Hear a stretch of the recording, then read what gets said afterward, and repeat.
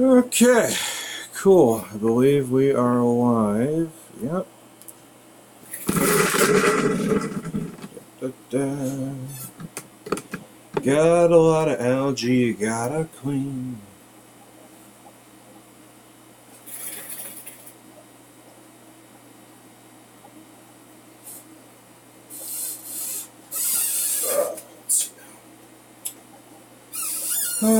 Which of the tools do I want to use?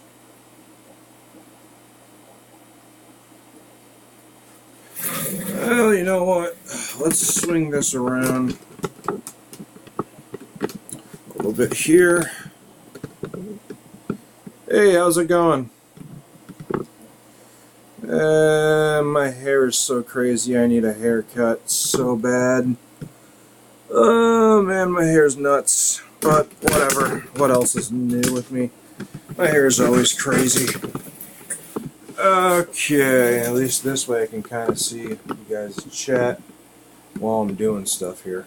So, maybe I should wear a hat. I should get a hat, some sort of like fishing related hat to wear every time I do this. I swear I want to put one of those big mouth bass, like electronic, like animatronic fish right up there. So every time I come near, it sings a little song. Before we clean the tanks, it's time to feed the fishies. Oh, these guys love their bloodworms. There you go, buddies. They'll go towards the top of the tank and go nuts.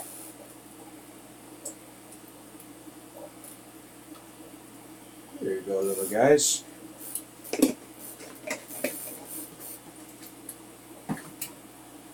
Let them eat that. Swap out some of the stuff here on the little algae cleaner.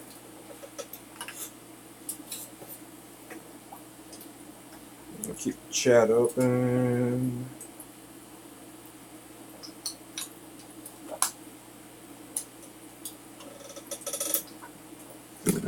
Probably get a closer view of what's going on by swinging this around.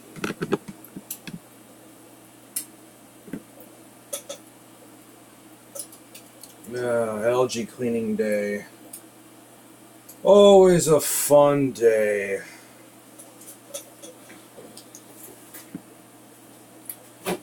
This tank's open.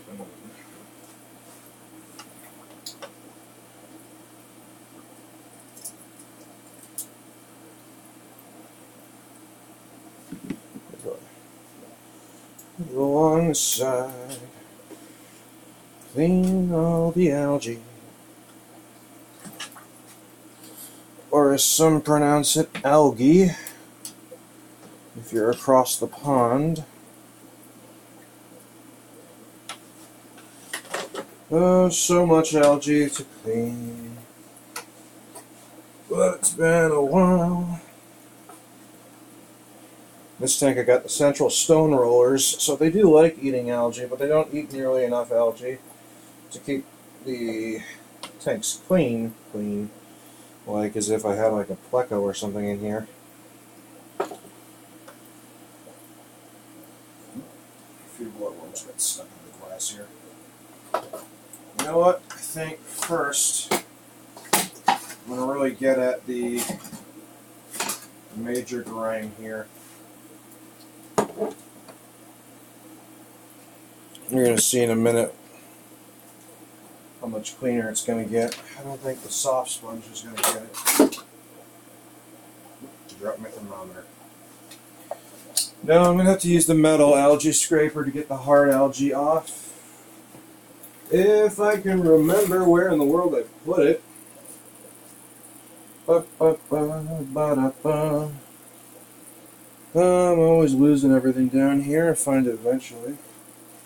There it is. Da da da da da da. Da da da da da. Doing fish tank maintenance. Now this is going to get a little ear piercing, so bear with me.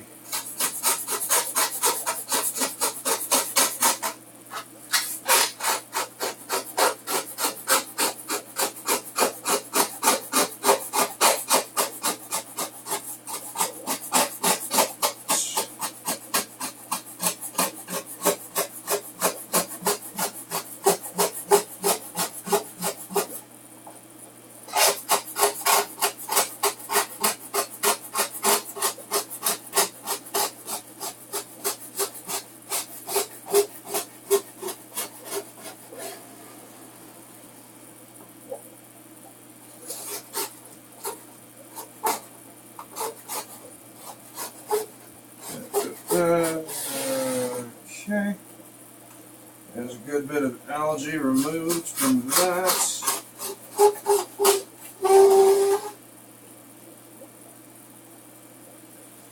Alright. Now the best thing about this kind of algae is that the crayfish will actually eat it if I just let it float to the bottom. They are scavengers above all else. They'll eat a mixture of kind of whatever. So in a sense, it's growing its own kind of food. And now you can see this side isn't nearly as green because the air bubble gets water on top of the glass, and the water on top of the glass with the light turns the algae, or grows algae on the top of this glass, which is why you gotta scrape it off. So, you know, every once in a while you gotta scrape off that hard algae. But the central stone rollers in this tank will like it. And the crayfish will eat it too. So, hey, really more of a win than a fail of any sort. Because, like I said, as far as I'm concerned, it's just food for them at the end of the day. For some of the fish in here. And, you know what, I could probably get a better view of what's going on here if I raise this up. Da, da, da, da, da, da. Cleaning all the fishy tanks. So I was talking about air bubbles. The bubbles get water on top of this top piece glass panel. And because water is on there plus light, we get algae. So all I'm really doing is just scraping the algae off of this. And in order to really do that effectively, you gotta have a metal algae scraper.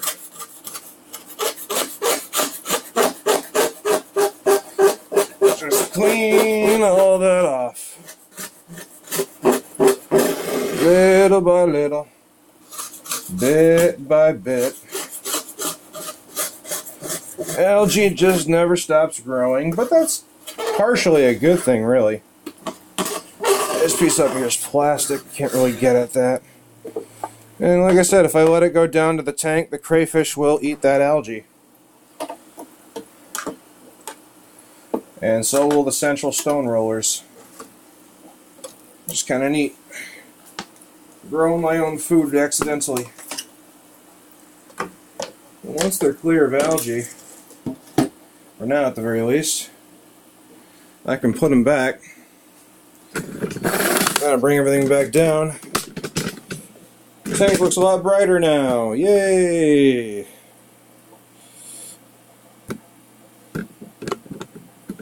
So as you can see, it's not as green as it was before. The green tint was just from the top of from the algae getting on the top of the glass right here. Now there is a bunch of algae on the back of the glass as well.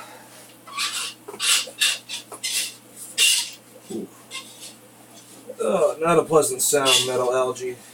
Scraper on glass. But for now, we'll let the algae settle at the bottom. Let the algae-eating fish take care of that. Then we'll come back to it in a little bit. Alright, so moving on to another tank that needs its weekly maintenance, because every week the fish tanks need maintenance. I wonder if I can get this camera to be a little cleaner. There's a little goop. That looks better. It's a little less foggy.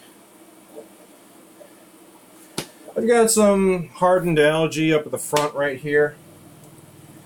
So I don't want to cross-contaminate. I'm going to clean this off really quick.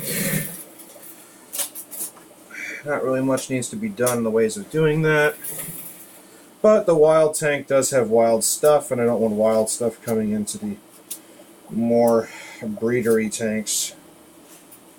So I'm just going to clean off my metal algae scraper here for a second. Da da da da da da. Cleaning all the fishy tanks. Da da da. Cleaning all the fishy stuff. Okay. Got that cleaned up a bit. Now let's just get some of this hardened algae right here. If it'll play nice and come off. Realistically, it's just a little bit of elbow grease and getting at it with the correct angles here.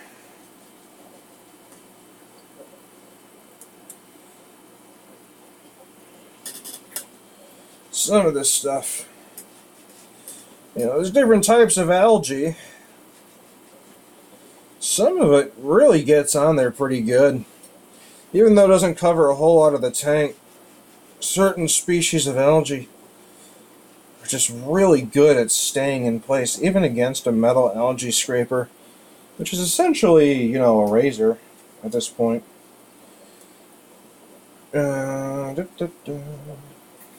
And I had recently just cleaned the top of this glass a few days ago, so the water's still pretty light looking and doesn't have a green tinge. Let's see now. I didn't feed these guys today. Let me get some num-nums in the tank for Peaches and Peter, my bushy-nosed plecos. They'll find it whenever they find it. I got a lot of bottom-feeding creatures in here. They'll get to it when they do. They always do. And then little Poof over here, my puffer fish. She only goes after the snails. I still have one random guppy. I thought I had gotten rid of all my blue Moscow guppies, and there's one guppy female left. She's a young'un, and I don't think she's going to be able to have babies. Not at her age, so she's probably never going to be pregnant. So, yeah, a little guppy swimming around. One of the last remnants. Now Casper, my white specter crayfish, she really just keeps to herself over here by the log. But hoping she comes out more often. One of the things I got to routinely check on is the inlet valve, or I'm sorry, the inlet part of the hose that takes the water out, because that gets clogged up with random stuff all the time. And there's a reason why I like it to stop there, because I don't want it getting sucked into the hose and then down into the impeller, because that would be not very good. It's not all that hard to get rid of, though. Just takes a minute to figure out how I want to do it. I could...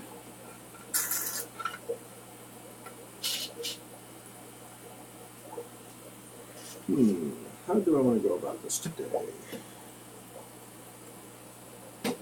Could just move this forward for a minute. When it gets close down here, just grab the gunk off. Sometimes that works for larger pieces of detritus. Not so much for smaller pieces. Sometimes I just gotta disassemble the hose piece in general and just run it through with some hot water coming out the opposite way. Get whatever gunk. And another option is just take the inlet part off, the protecting housing off for just a minute. Just really get all that gunk out of there, you know. Any stuff that's in there, just clean it out, you know. It's preventing the suction of water from being as optimal as it could be. It's nasty to look at, even though it doesn't harm anything. You know, I still want the tank to be aesthetically pleasing in some ways. Even though right now I'm really focusing on the functionality over everything. And then we stick the protective inlet back in place. And voila. Now the tank got a little cloudy because, yes, when you move stuff around, detritus gets knocked up. Now detritus is just stuff that's in there. Could be anything that's just slightly more dense than water. So when you stir it up, it floats around, makes the water cloudy for like 20 minutes. But since it's denser than water, it'll just sit at the bottom again in like 20 minutes and the water will be clear again. Got to remember, with fish tanks, patience really is a virtue. And it's not an option, it's a requirement. So, got a lot of random tiny little bits of algae here and there. Let's see.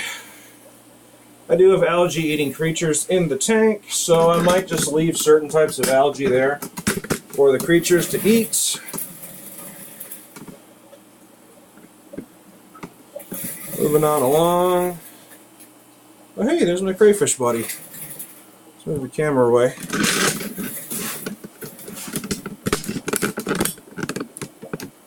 There's Senor Cray. My little rusty crayfish buddy. See, he's noticing all the algae that came out from the top that I scraped off. And he'll probably go after the algae eventually. Hey Alan, how's it going?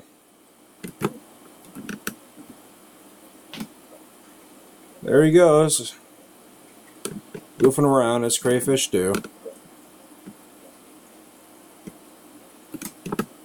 Anywho, moving the camera back around because I've got all the other tanks. Yes, Senor Cray is doing pretty good. He gets constant nom-noms and he's getting along with all the other fish. So, I'd say everything's going pretty well. Just basically just doing some tank maintenance today. Whoever wants to stop on by, stopping on by. And, yeah, just seeing what happens with the live streams today. Now, let's see. Switch the camera back around. Alright. Yeah. Gotta get your butt over one of these days.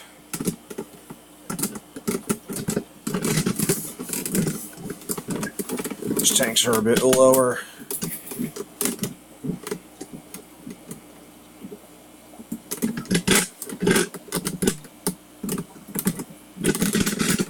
Okay, so this tank has got some hair algae that needs to be taken care of, but I'm actually a little reluctant to do it because it always seems like the shrimp in here kind of like the hair algae. Even though I don't personally like it, it doesn't really hurt anything, even if it is kind of not really aesthetically pleasing. Since the colony of shrimp in here is not really a huge colony anyway, they're still young, so it'll take a while before they become to adult age and start breeding. I really don't feel like messing up anything that they personally like, even if it's hair algae. We got one shrimp shrimping around on the hair algae right here. So, you know, he's having fun on it, picking at it. So, you know, who am I to tell him no, he can't have his hair algae? One day I'm going to get rid of it, though. Once the colony is bigger. When I get like 50, 60 of them in there. Then I'll start removing hair algae and stuff and replace it with some more suitable noms. But as far as the glass is concerned, looks like there's not really much algae to take care of. The tank to the left is really just on standby. It's kind of just cycled and sitting there. I got to get a light for it, and I'm going to put my Bloody Mary cherry shrimp in there when I get it. Eventually. Eventually. Let's see, moving over to the dwarf crayfish tank. There's my little buddies. This tank seems to be doing pretty well. It doesn't look like it really needs much cleaning in terms of algae. I got an auto sinkless catfish in this particular tank, so my auto tends to do a pretty good job at keeping the tank clean of algae off the walls at least. You can see him swimming around back there.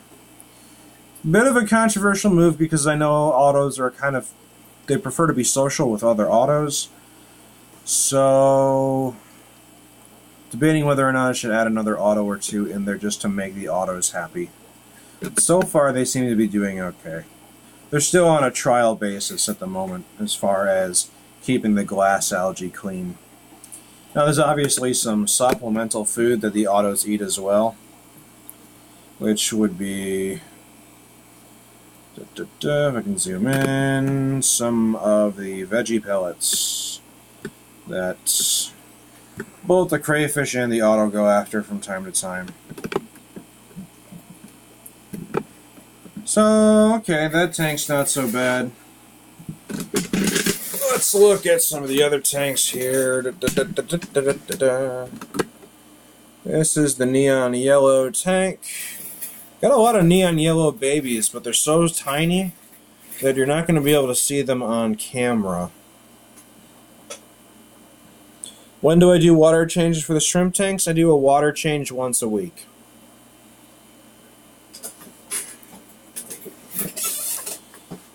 So, I believe I do them on, well, actually I have a reminder set on my phone to do it every week. Forget which day in particular I do it. I think I do it on Tuesdays. How do I do them? Well, there's several ways you can do it. I've been experimenting with reverse osmosis for a little bit. So, I've got my vat of RO water. It's not RODI. It's just reverse osmosis water to remove whatever impurities and such, and I mix that with some of the well water, which has a ton of calcium and other sorts of minerals that these little guys need. Oop. Suddenly I got a very bad connection for a minute.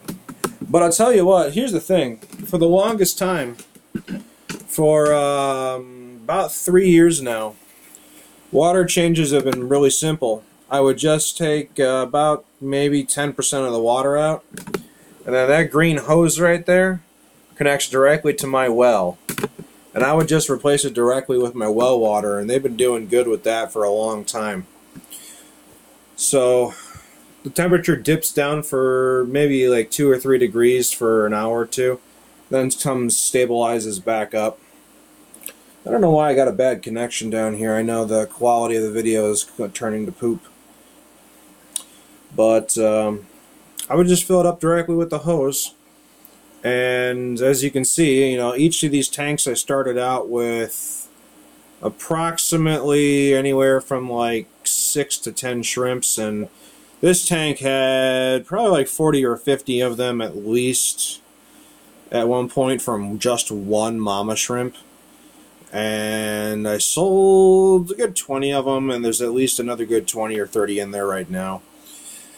And I got those guys a few months ago. The Dream Blue Velvets I've had for over a year now. Those are in that tank. We'll be getting to that tank in a minute. The crayfish tank, same way. It's just crayfish tank has always been straight well water. Over there, the pumpkin orange shrimp. Still a small young colony that I'm still building. They're juveniles, so they'll take a while to become adults and then be able to breed. Yeah, that's cool. I've got a personal tank that I have beside my bed with a few shrimps in it. I took some of my Dream Blues, my Midnight Blues, and some of my Neon Yellows and put them in there, and I'm hoping to keep making some more colors and have a fun, eclectic mix of them right next to my bed. Thank you, by the way. Yeah, that is an unfortunate thing to happen with shrimp. A lot of times, it's really hard to diagnose what causes a shrimp to die. And really the best option is to change nothing and isolate one variable at a time. I mean, it's really a process of elimination. If you change too many things at one time, then you're never going to be able to figure out which of those many things that you've changed was the root of the problem. So it takes a long time to figure out, and a lot of people just don't have time to spare, because if they've only got a few shrimp, they've got a limited amount of time to do what they need to do to figure it out. And because of that, a lot of aquarists who are new to shrimp will make drastic changes as a knee-jerk reaction, and that ultimately ends up being the downfall.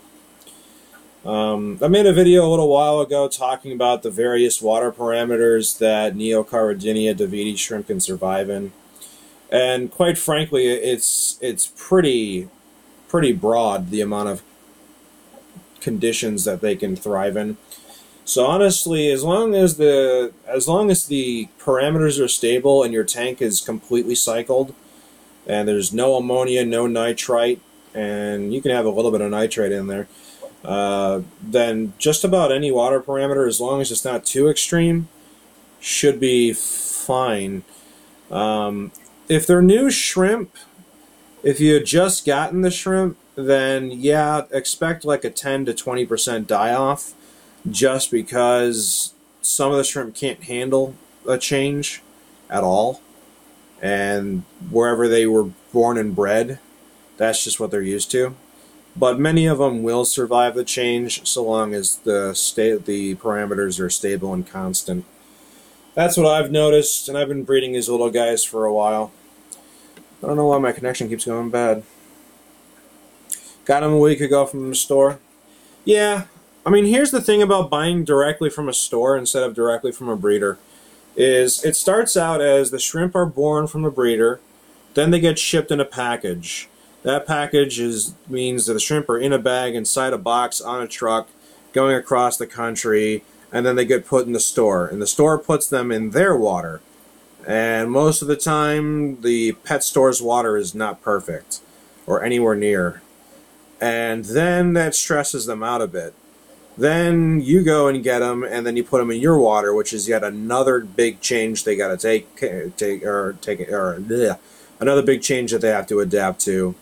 And that can stress them out even further. And that just puts a few shrimp too far over the edge. And, you know, it's not... Situations like that really is not the fault of the aquarist. It's really just an unfortunate set of circumstances that these little guys go through. That's why I prefer to buy directly from breeders, because there's less steps that the shrimps have to go through, and honestly the quality is better. But that being said, it is very cost prohibitive to do that unless you're purposely breeding them like I do.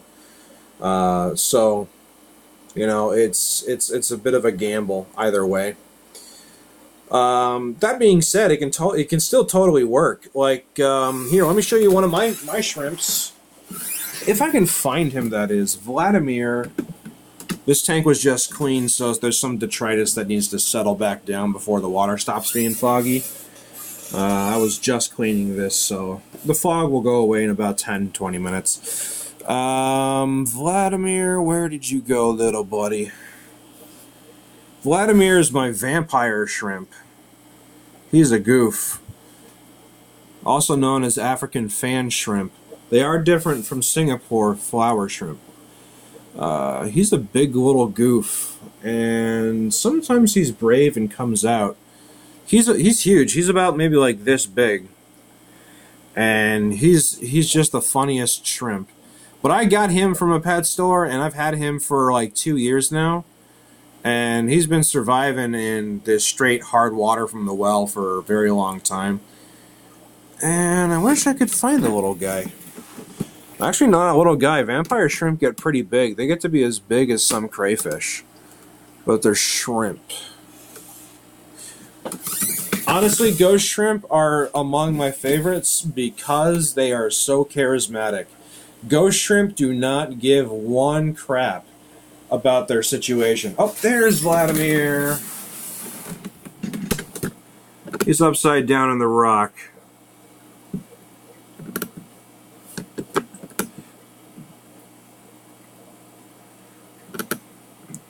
can see him fanning away right there.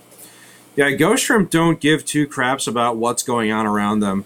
They will just straight up attack anything. Oop, I am getting a phone call. Hold on, be right back in the live stream. Hello. Andrew? Yeah. Yeah, so I ordered 30 knobs from that guy on the internet. I don't know if I got 30. I didn't count them.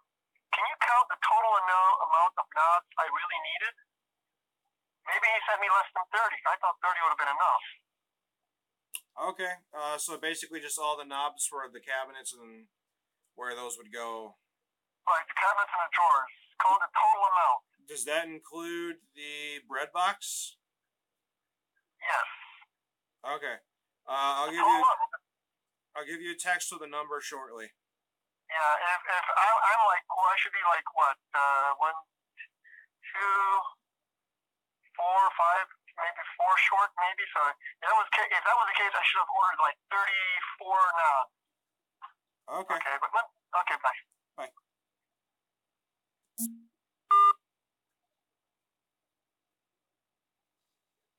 Okay, we're back. Sorry about that.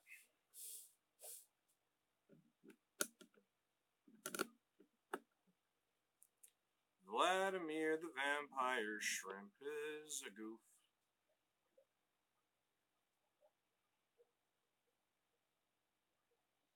You know what? Looking right there shows that. Oops. I still need to get some of that algae out of the way. Partly what this stream is supposed to be about is getting all that algae out of here. I was saying earlier in the stream, though, some of the algae is just so really stuck in place, man.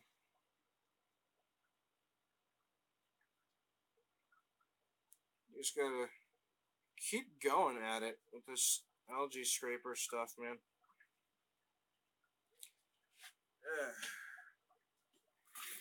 You can't rely on your fishy buddies to do it all. Let's see.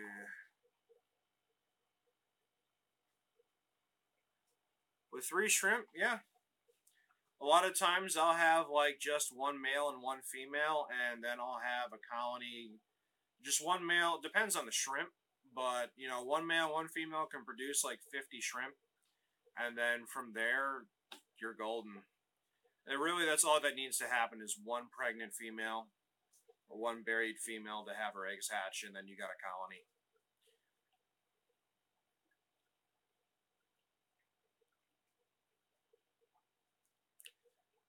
Although, if you do want to have a colony of shrimp, at the very least get a 10-gallon, because the thing about a lot of shrimp is they tend to eat on biofilm, which means they need more surface area in the tank.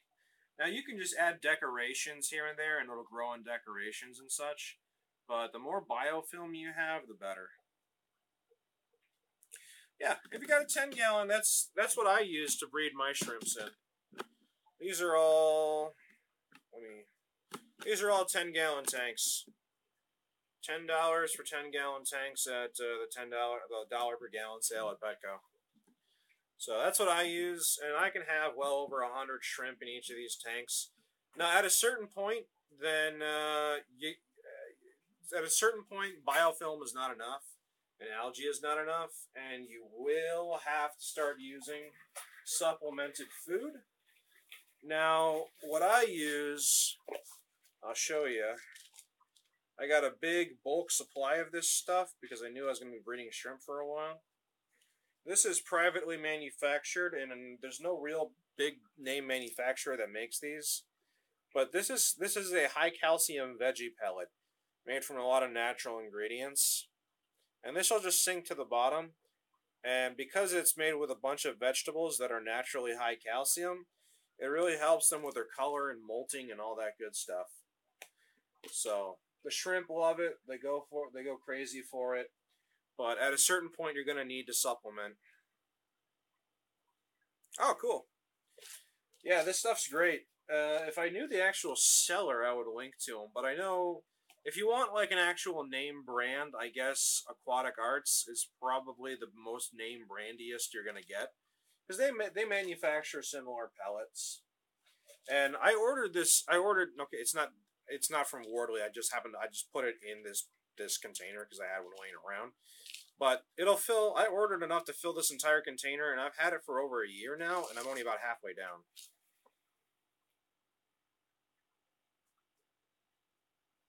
I've ordered shrimp from Aquarium Adventure, or I'm sorry, Aquatic Arts, and they are fantastic. I had a chance to talk personally with one of the owners, the gentleman that runs the business over the phone. He's a real awesome guy. They do some quality stuff, and I'll be buying from them again for sure for my Bloody Marys that I'm going to put in that tank over there. But yeah, I like them.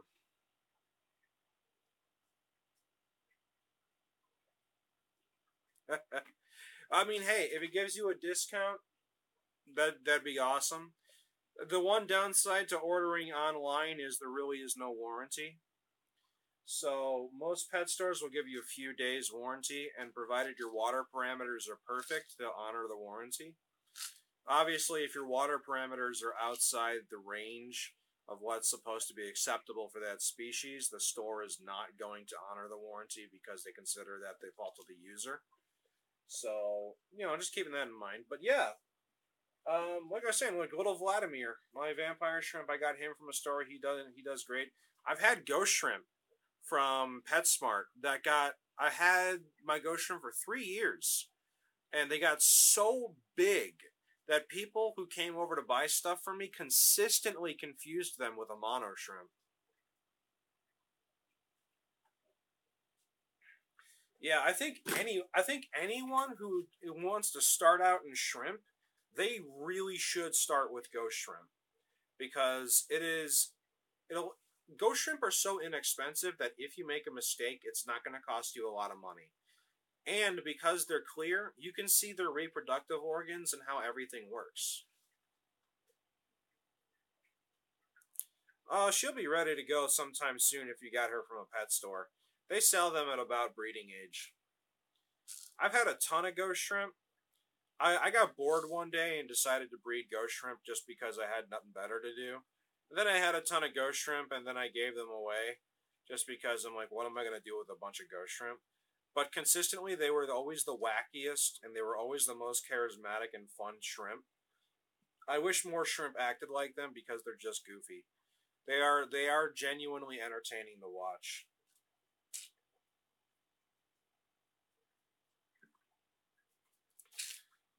Let's see, what else do I need to do to the fish tanks today? Because it's not actually water changing day, it's just really just algae cleaning day.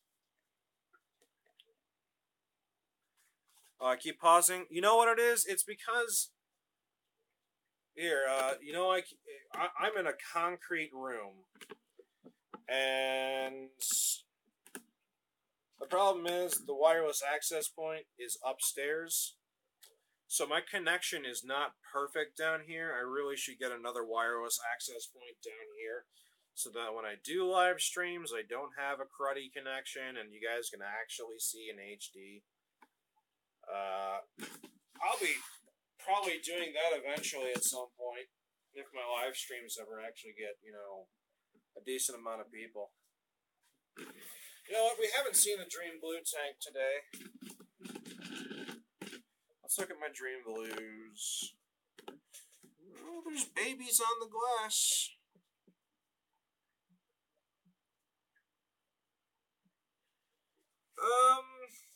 If you wanted to start a new tank, I suggest taking half of the water. Maybe, yeah, about half if you could do if you were able to do a large water change, half. Put that in the new tank because if you have a fully established tank, you've got the bacteria you need freely floating around in the water anyway. So you might as well start with that. And if you can start that, do a fishless cycle. So you can really crank the heat up with the heater and then just artificial ammonia and C-chem stability, and you'll be, you know.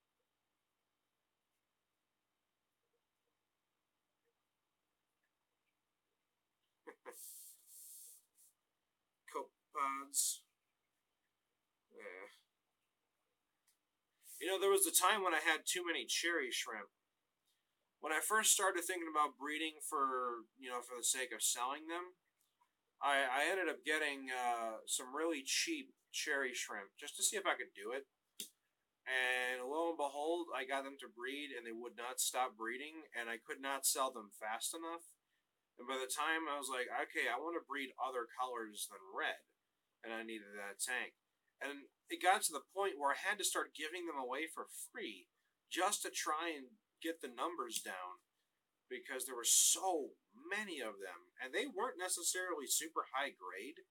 I never culled any of those in that tank, so they were just like whatever grade they wanted to be. Anywhere from Sakura to Fire Red. And it was just insane how well they bred. And ever since then, I just decided I wanted to stick with that species. The little white worms in the glass, I thought they were planaria at first, and if they are, I hate planaria because they're a pain in the butt. Now, these little white worms, I forget the exact species, but from the research that I've done, they're not harmful, and they shouldn't pose a problem.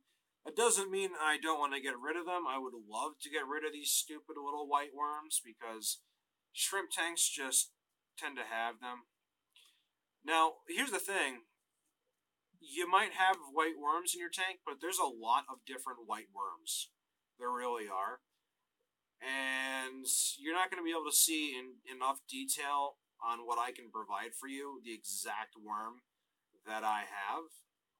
But, that being said, if you have planaria, it'll have an arrow-shaped head. And if you have planaria,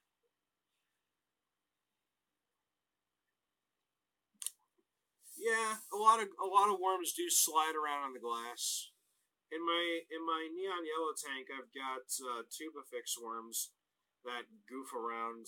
Although they don't really harm the shrimp in any way, they're just kind of unsightly, and I'm like, kind of weird.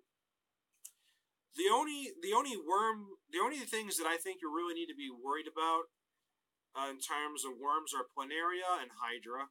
Although hydra, I don't know if it's really a worm or not, but hydra actively attack the shrimp. Planaria, when they move around, they release an ooze that contains a neurotoxin called tetrodotoxin, which is it's a nerve agent. It's forget the exact word. It's a neurotoxin, which it affects newly molted shrimp. And then once the shrimp starts to get paralyzed from the neurotoxin from planaria, then the planaria will start to actively attack the shrimp once it can no longer move, and then eat it alive. I've actually seen it happen. It's not fun. But there is a medication to get rid of planaria. It's called No Planaria. It works for planaria and hydra. But these little tiny white worms that you see on the glass, as far as I can tell, are not harmful. That's according to some other shrimp keepers that I've spoken to. I'm always reluctant to believe that any type of worm is harmless, just because of my own experiences, but I don't know enough about this particular worm to know. So, I'm just going to keep my eye on it. Yeah, totally. I mean, the thing about it is some of these worms are really resilient. You can squish them and they'll look dead, but then they'll just start crawling around a few minutes later when you turn your back. So, getting rid of them entirely is a pain in the butt without some sort of medication. But, yeah. The only real way to kill them right off the bat, and this is even debatable, like, if you split a worm in half, I think planaria are one of the worms that if you split in half will turn into two, which is like, what the heck kind of deal. A lot of my shrimps are hanging out in the hornwort, so you can't see them, but they love the hornwort. You can see them swimming around. I don't know if that's an option. If you could burn them underwater, that'd be quite interesting. But, my dream blues are shrimping around, being dreamy, being goofy. Oh, let's look at my neon yellow tank for a minute. Oh, all the noises. Let's see if I can fix on one of my mama shrimp. Oh yeah, it's such a great feeling to see a buried female, because then you know you're doing something right. I think she's buried, but it's going to be hard to see with this quality. Because the YouTube app here does not allow me to adjust the focus, which really irks me. But she's a buried female. Where the other buried female is right behind the heater.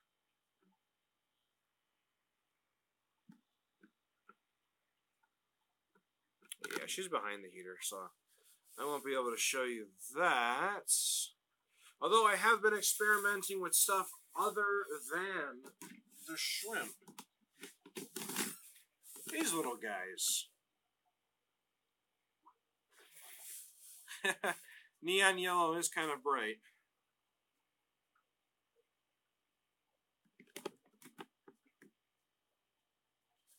I love these little guys. These dwarf crayfish. They're so goofy. There's you a good little crayfish. Yeah. They will. I was lucky. When I got her, she was already buried. I had a Petco special order them for me. And they actually had some decent quality ones. So when I saw there was a buried female, I'm like, okay, half the work has already been done for me. So I picked her up, and then her hubbo is hiding under here. You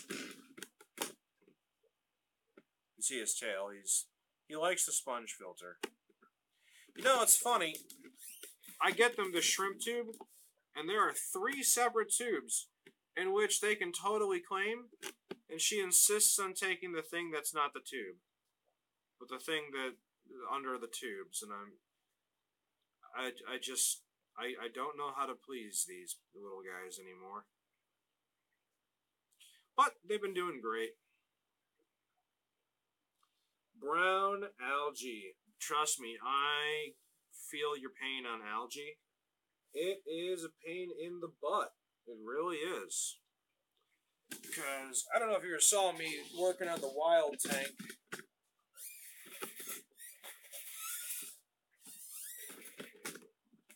Yeah, brown. Here's the thing. Not all algae is actually bad or anything.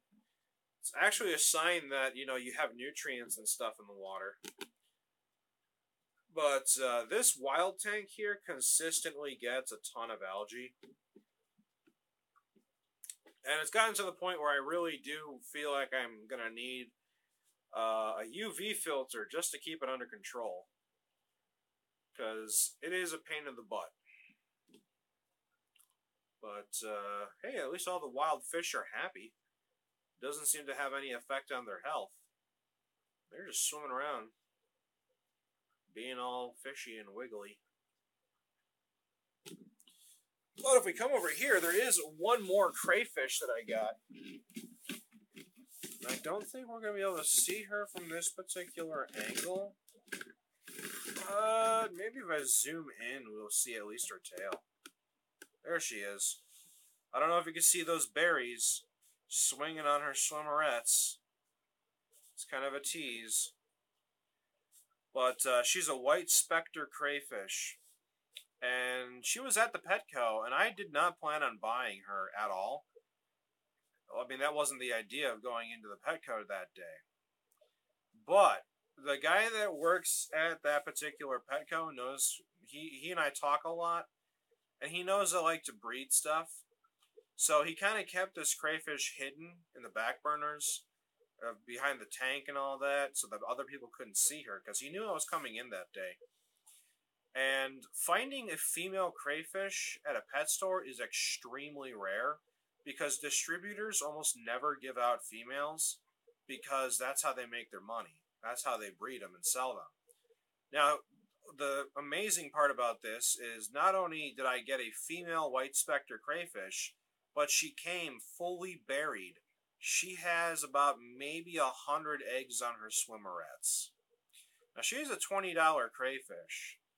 I mean, if we were to do some unrealistic and like math here, this math never really works out in the real world, but just for the sake of fun of talking about it, yeah, he'll shake it off. Okay, so these white specter crayfish, they're $20 each. If all of the 100 eggs were to come to fruition, and I were to let them grow to a certain point where I can sell them for $20 each, that one crayfish has about $2,000 worth of eggs on her, which is why breeders from these giant farms don't give away females to the stores, only males. I got super lucky. So when I saw her, I'm like, okay, I can't pass that up. I have to have her. Simply because she's just like one gigantic return on investment. She's a good crayfish too. She doesn't harass anyone. Crayfish, people always say, "Oh, crayfish are so mean and they're so angry and antagonistic." I've got that little guppy there. She hasn't harmed the guppy. I've got Vladimir, my vampire shrimp, which is arguably the most sensitive and docile and peaceful creature in this tank, and he has not had a problem with her whatsoever. I've got a pea puffer in this tank as well. By the way, this stock is really bizarre. I normally would never stock a tank like this with these particular creatures, but it seems to be working out, believe it or not. Little Poof! Hi, Poof! How's my little poofler fish? Oops. Is you a goofy poofy? Are you a good little puffer fish? Yeah, it's a very strange tank. This used to be my blue Moscow guppy breeding tank. But I decided to stop breeding blue Moscows in favor of some other stuff that I want to try. And there she goes. This tank basically just has a bunch of fish that I personally really have an emotional attachment to that I just can't bring myself to get rid of for any reason. Vladimir, I've had him for so long now. He's the most expensive shrimp I've ever had, but he's also the most fun to watch. Just because he's always fanning, filter feeding. Peter and Peaches are my bushy-nosed plecos. They go together like two peas in a pod. They share the giant driftwood. And, they've been doing a great job keeping the glass free of most algae. And then little Poof is my puffer fish. She's got so much personality. And she's so adorable that I don't think I could ever get rid of her. Well, that plus she takes care of the Malaysian trumpet snail population, which is why you see so many dead Malaysian trumpet snails in this tank. When I was a young aquarist, younger I should say, because I'm still 3 years is not really professional in any means. No, cherries are not hardier than any other colors in my opinion. They're all the same species.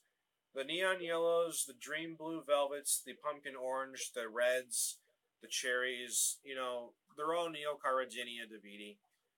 They're all the same species. They're just a different color morph. So I don't think they're any more difficult to keep or any more sensitive than cherries are. At least not in my experience. Honestly, the hardiest ones I've probably ever had are my neon yellows. And that's really just a matter of circumstance from tank to tank basis. So, as far as I'm concerned, I don't think there's a difference. I've got all these different colors and it's never been a problem. But, yeah, this tank is just full of a bunch of silly, goofy fish that generally, if you were to say, okay, this is what's stocked in this tank, you would think, that shouldn't work. That's not a stock setup I would recommend. And I would also not recommend stocking your tank like this just because it's a weird setup and I can't guarantee that you'll be as lucky as I am. But I've had all of these little guys for such a long time now. I know their personalities. And the only new addition is the white specter crayfish that's hiding behind there.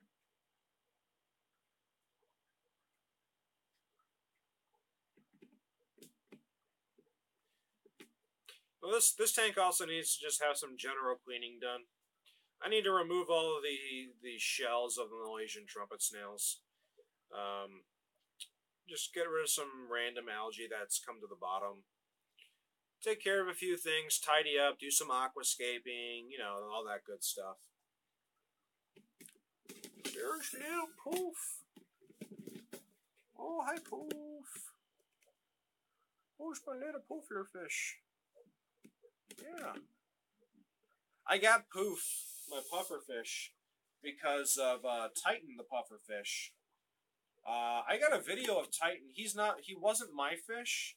There was a store called Pets Etc.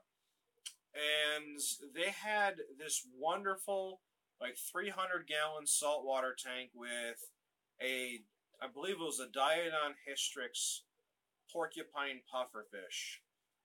And he was huge. He was maybe 1.5 feet, 2 feet long. And he was like a puppy. He would come up to the tank. He'd get excited to meet people. I would actually go to get wild crayfish for Titan to eat.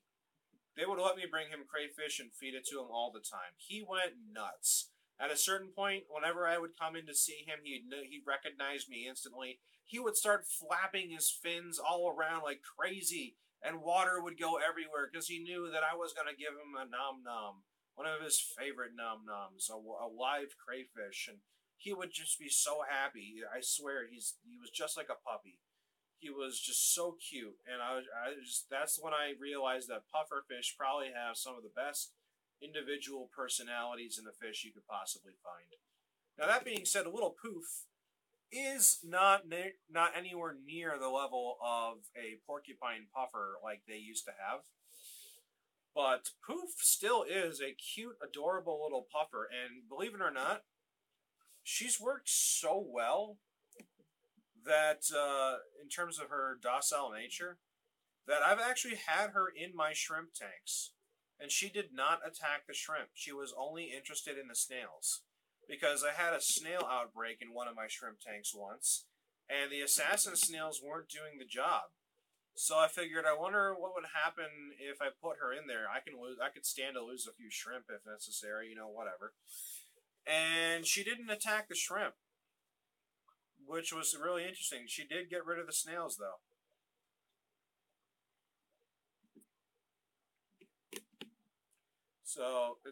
So individual puffer personalities are really important to keep in check. Every puffer's personality is completely different. That's kind of what they're known for. So I just got lucky. But there's Peaches, a bushy-nosed pleco. Hi, Peaches. He's an albino bushy-nosed pleco. Those are his eyes, those red eyes. He probably found the noms. This is why he's finally out instead of hiding. The little bugger. He's always hiding. He doesn't like the light. Yeah, I need to start scooping out some stuff with the algae scooper. Start making this tank look a little nicer. Although there's, like I was saying, there's certain algae that I really don't want to get rid of because I know my crayfish eats it. 55 days to cycle a tank. You know, I mean, that's not really outside of the realm of norm, honestly. Cycling a tank is realistically probably the hardest thing about it. You know, after you learn all that, maintenance is just a matter of routine. Cycling just requires you to check and adjust, check and adjust. It's a pain in the butt, but, you know, it is important to do, so, you know, just get through it and you'll be golden. Some of my tanks, they don't take as long to cycle because they get a big 250 watt heater. crank up the heat all the way to like 90 degrees. No fish whatsoever while I'm doing it. I don't do fish-based cycles. I only do fishless. And the bacteria grows faster with heat. So I would I would, do measures of my sea chem stability in the tank with 90-degree temperatures. And the biological media, it would just grow so fast with bacteria, comparatively speaking, to tanks that the water is colder. So, hot tank equals faster bacterial growth. So it doesn't take as long. Still takes a while, still takes at least a few weeks. About 3 weeks of doing, cycling and management, etc. if you're doing it with a heater. But it definitely about a month is about the average for most people. So 55 days, you're going from 30, adding an extra 20. That's just depending on various factors and whatnot. It's worth it, even if it's a pain. Let's see now. There's really not much else down here besides this. So, some people have like 20, 30 different tanks. Heck, some YouTubers have hundreds of tanks, and I'm like, how do you manage all of those tanks by yourselves? Seems a little ridiculous. But this setup is good for me. I like what I have, and it works. So, for the most part, I took care of the algae I wanted to take care of today. I don't think I'm going to get rid of that algae. Well, thank you, I guess. No need to be jealous. I kind of saw the fish stuff almost as a business venture, so I would just find something to breed, make enough money, sell it, and then buy another tank and set it up and breed that and sell it. The process becomes a little exponential at a certain point, because all the money I make from these fish tanks goes back into making more and breeding other stuff. Eventually, I'll get to a point where I can just consistently breed, good colonies and whatnot. Because I've got, I sell to some high-end pet stores once in a while, but because I'm a micro operation here, I can focus more on the quality of the shrimp than the quantity. I don't just give out any of the shrimp. I do call and I do make sure the quality of shrimp I give is consistently good. You don't want to be known as the guy who sells like low quality shrimp. You want to be known as the guy who can give you like, regionally bred good quality shrimps. And more recently, they asked me personally to try and breed dwarf crayfish because they can never get enough of those. So that's why I have the dwarf crayfish tank right there.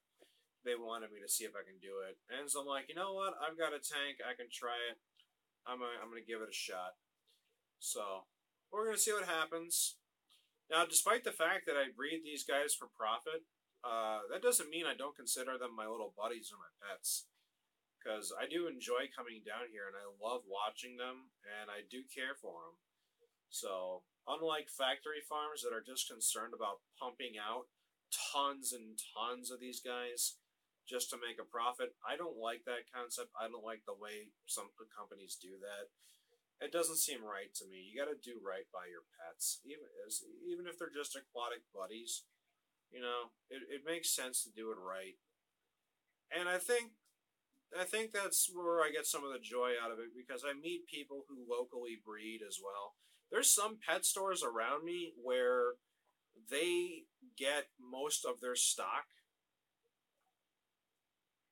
Oh yeah.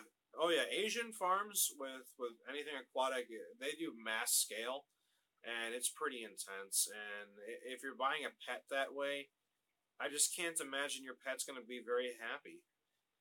If you don't make an attempt to at least kind of socialize your pets, even if they're shrimp or crayfish especially can be trained. I've got videos of me playing with my crayfish like a hamster, and my crayfish didn't bite, nip, or anything. And it's not hard to tame a crayfish or most fish in general. But being a small breeder, I don't intend to make a huge quantity. I intend to make good quality, happy, reliably, good little buddies. Mantis shrimp are cool, but there's one thing that people don't that don't take into account, because I believe it's the mantis shrimp that has the quickest snapping claws of any crustacean. It's the one that's like a gunshot, right? I believe when they close their claws, it makes like a gunshot noise. That's how quickly they close their claws and create pressure. And they use that pressure to stun or kill. Oh, okay. That's pistol shrimp. Okay. I don't know why I got those two confused. I was going to say, if that's the shrimp you were talking about, you got to be careful because they've been known to crack the glass of aquariums just by snapping their claws. Gotcha. I've actually wanted a lobster, but lobsters are saltwater.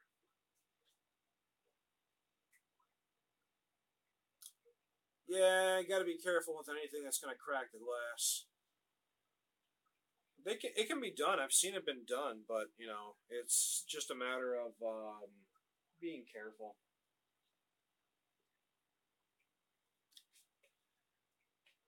But yeah, there's anywho. I was saying, I was saying, there's some pet stores around me that are privately owned. Okay, they're not these big chains like Petco, PetSmart, Petland, yada yada. And because of that, they can make their own rules. And what they do is they buy from a bunch of local breeders that responsibly breed their stuff, or people who just their fish have too many babies, and they bring in local stock. They help the local economy, and they continue to bring in quality local fish. And I think that's admirable. I think that's fantastic. It creates a central hub where people come to get good quality fish and shrimps and snails that are born locally and are used to the waters that are around here anyway, instead of having to completely adjust to a custom water set, which is nice.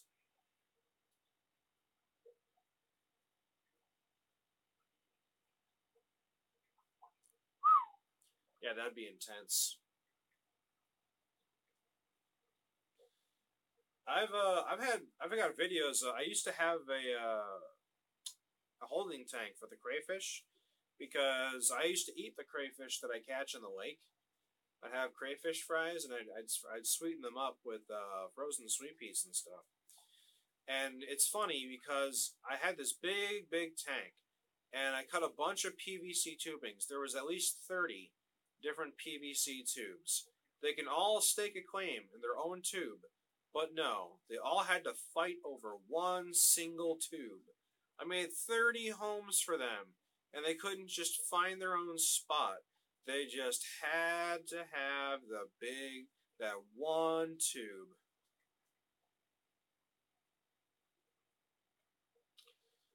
I don't think cycling a saltwater aquarium is all that much different, but there are more things to take into consideration.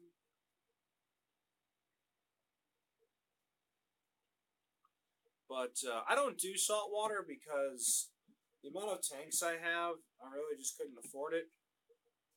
But the nice thing is my water is free because I have well water.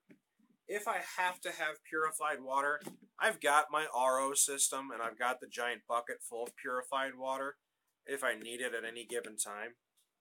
But most of the time I really don't. So I'm just going to continue to use what I know that works.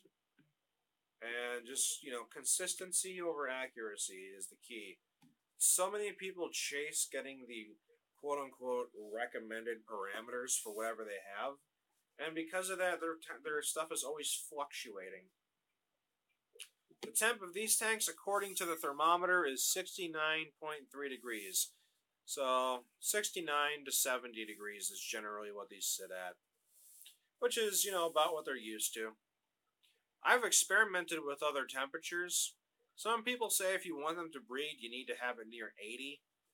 And I find that to just not be the case. They do just fine in 70 versus 80 and anywhere in between. But, once again, consistency is more important. So if it's within their range of parameters for the temperature, they're not going to freeze or die or anything like that. They just need it so that the temperature doesn't change all that often so that they can get used to it. And once they get used to it, it just becomes normal for them, and then they just continue shrimping around.